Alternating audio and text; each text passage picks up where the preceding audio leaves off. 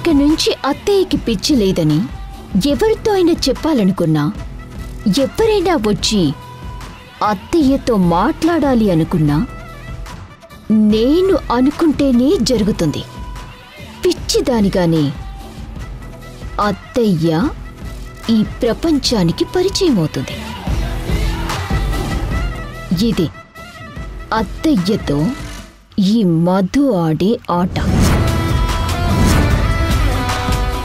What? ఇంకా దొరకలేదా? మా అత్తయ్య ఇంట్లో నుంచి పారిపోయి 4 రోజులవుతుంది. ఎలాగైనా సరే పట్టుకోండి.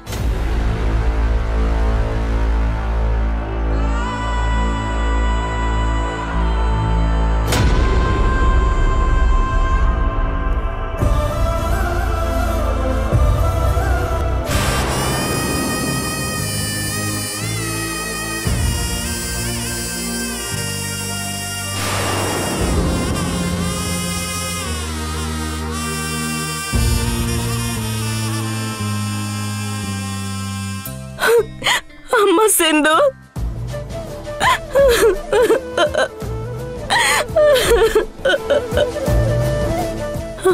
అమ్మ సింధు, నన్ను క్షమించమ్మా.